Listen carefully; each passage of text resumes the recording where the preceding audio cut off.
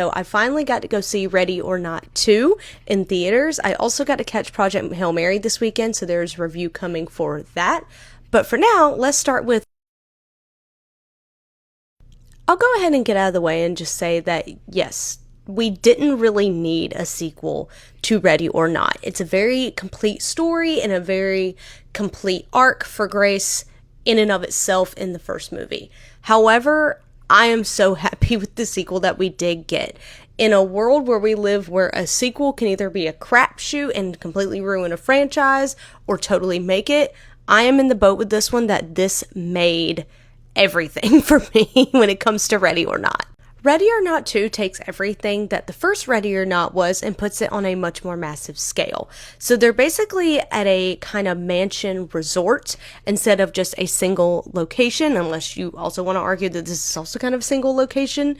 It's just not kept to one house.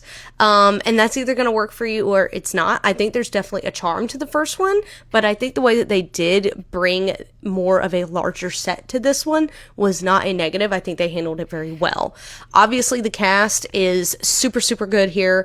We have Samara Weaving returning, of course, and she is a queen. Kathryn Newton, who has worked with Radio Silence before in Abigail, and of course, we all love Kathryn Newton and all that she is. Plus, you have the wonderful additions of people like Elijah Wood and Sarah Michelle Gellar, and even David Cronenberg got a little bit of this one. So I love the dynamics that the cast had, and the absolute psychopath that Sean Hattasey played in this was a very welcome addition as well, for me anyway. I thought it was fun watching him be an absolute freak and a psychopath.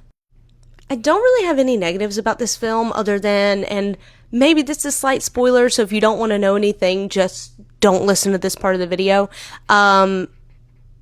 Grace and Faith, who is Kathryn Newton's character, have the same argument a lot throughout the movie, and while I kind of get it because they're supposed to be estranged sisters who have a very tense past and now have a very tense relationship, it did kind of get a little wearing, at least for me personally, just to hear them have the same argument. Like, yeah, we get it, you know, can we do something else now?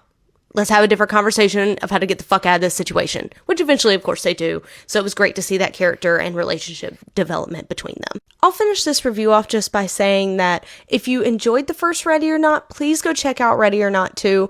And even if you didn't, you should probably watch Ready or Not 2 anyway, because Samara Weaving's outfit at the end of this movie absolutely had me gagged.